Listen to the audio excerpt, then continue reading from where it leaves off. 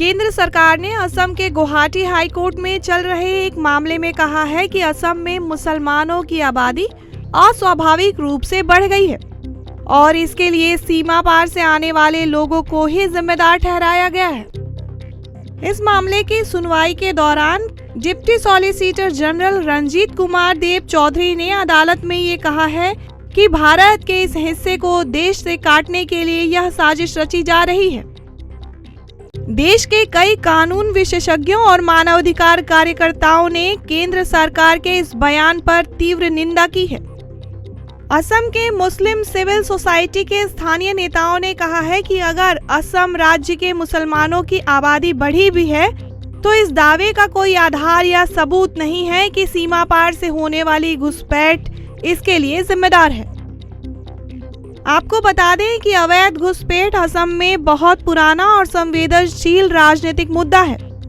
लंबे अरसे तक चले एनआरसी अभियान के बावजूद इस विवाद का कोई समाधान नहीं हो सका है।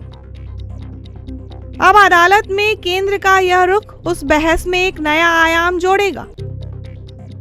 डिप्टी सॉलिसिटर जनरल की यह दलील थी कि विदेशी के तौर पर शिनाख्त लोगों ने पहले अगर किसी जमीन की खरीद फरोख्त की हो या लेन देन किया हो तो उसे भी खारिज माना जाएगा।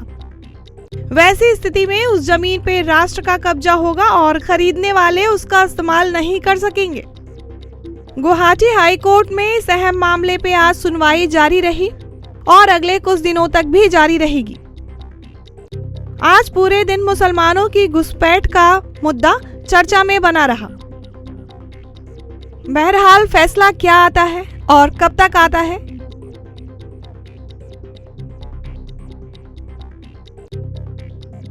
केंद्र सरकार ने असम के गुवाहाटी हाई कोर्ट में चल रहे एक मामले में कहा है कि असम में मुसलमानों की आबादी अस्वाभाविक रूप से बढ़ गई है और इसके लिए सीमा पार से आने वाले लोगों को ही जिम्मेदार ठहराया गया है।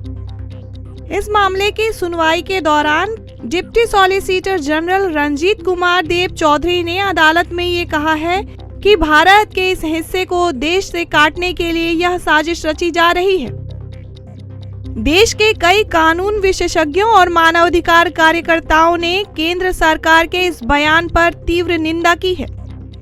असम के मुस्लिम सिविल सोसाइटी के स्थानीय नेताओं ने कहा है कि अगर असम राज्य के मुसलमानों की आबादी बढ़ी भी है तो इस दावे का कोई आधार या सबूत नहीं है कि सीमा पार से होने वाली घुसपैठ इसके लिए जिम्मेदार है। आपको बता दें कि अवैध घुसपैठ असम में बहुत पुराना और संवेदनशील राजनीतिक मुद्दा है। लंबे अरसे तक चले एनआरसी अभियान के बावजूद इस विवाद का कोई समाधान नहीं हो सका है। अब अदालत में केंद्र का यह रुख उस बहस में एक नया आयाम जोड़ेगा। डिप्टी सॉलिसिटर जनरल की यह दलील थी कि विदेशी के तौर पर शिनाख्त लोगों ने पहले अगर किसी जमीन की खरीद फरोख्त की हो या लेन देन किया हो तो उसे भी खारिज माना जाएगा। वैसी स्थिति में उस जमीन पर राष्ट्र का कब्जा होगा और खरीदने वाले उसका इस्तेमाल नहीं कर सकेंगे।